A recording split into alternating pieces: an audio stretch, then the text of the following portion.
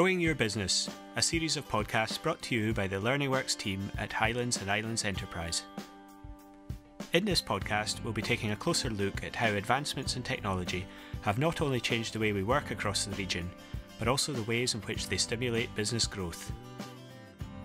We'll bring you the opinions of a number of people from across the Highlands and Islands who have made the most of new technology and that are now reaping the rewards. Businesses are constantly looking for new ways to incorporate technology into their day-to-day processes, and as Director of Aberdeen-based Shift Agenda, Doug Leith points out, this is nothing new. Businesses have always tried to use technology, I suppose, in different ways, and that they've either used it to help to support some particular function or aid them in what they're trying to do, or at the other end of the scale, it is actually what the business is about. I was just listening the other day to Sir Clive Sinclair talk about his history of trying to develop the C5, if we can all remember that. So there was a company that was where technology was at the core of it.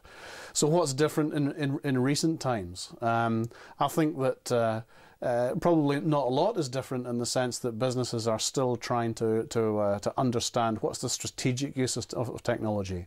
And I think for those that are making a success from that, it's those that are trying to make that connection, that understand that technology can help us strategically, either in that it helps support something within our strategy, or it perhaps in some cases actually is the strategy itself. Technology is why we're here, technology is what we're about. Microsoft Scotland Director Raymond O'Hare believes that harnessing the potential of new technology is vital for business growth, with companies who fail to embrace this potential likely to struggle in the long run. You would think that by now, at this stage in 2008, everybody just gets it about technology. Everybody's pretty sure, yeah, technology is the thing. There should be no doubt in anybody's mind about the power of technology and the fact that it can make a hugely positive impact in almost every area of our lives, whether that's business, personal, leisure, learning, whatever area it touches. And in some levels, that's probably true. Some people do get it, but it still shocks me just how little use many of Scotland's businesses are making of the technology that is at their disposal. And it's a key reason that we are lagging behind in economic growth terms in this country. Now, I accept that there are times when we all feel probably that there is just too much technology around, too many passwords and different devices, too many telephone numbers, whether it's home, office, mobile, whatever, second mobile, you know. And I shouldn't really share this story with you at an event like this, but I like to be realistic about these things and to keep a degree of balance. I read a really interesting article by the journalist and writer Thomas Friedman, who writes for the New York Times, amongst other things. And he described an experience he had in Paris, probably, I'd say 18 months, 2 years ago. He got off a plane in Paris and was met by a driver in the arrivals. The driver was standing waiting for him in the arrivals hall at the airport.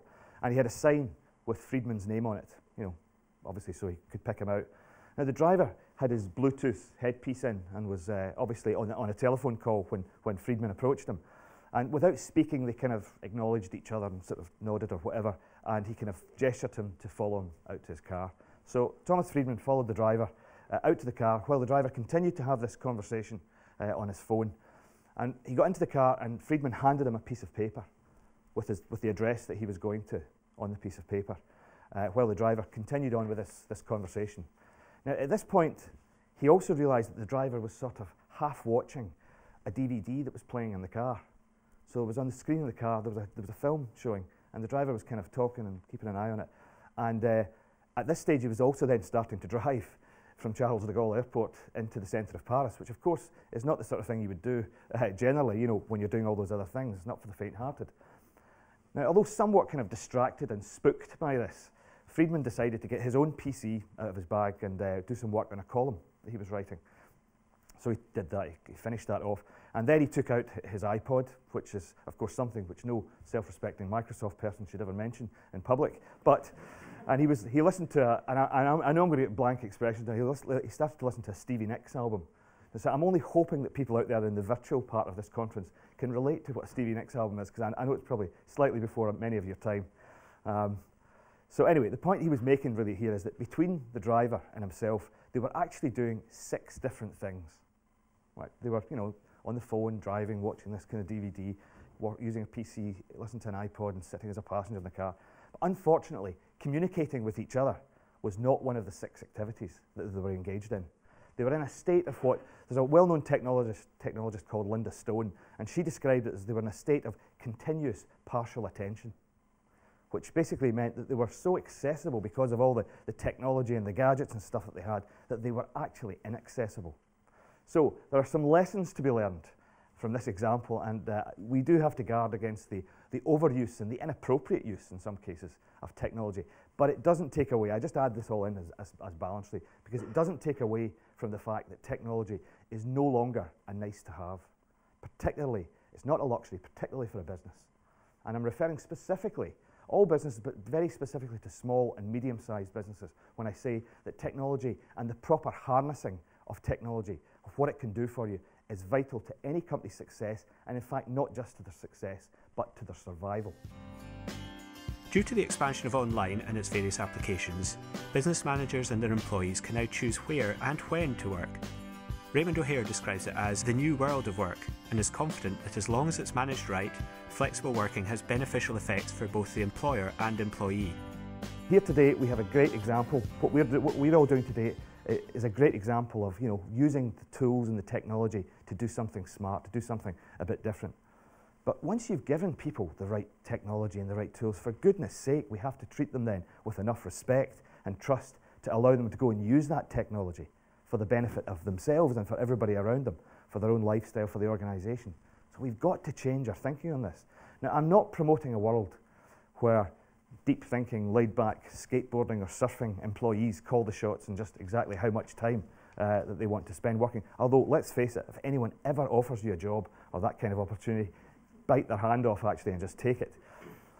But even some of our big organisations in Scotland, some of the large companies, even they, and certainly most of our small businesses and much of our public sector, their employees do not have any real flexibility in terms of what they do, where they work from, how they do things. And that's not good.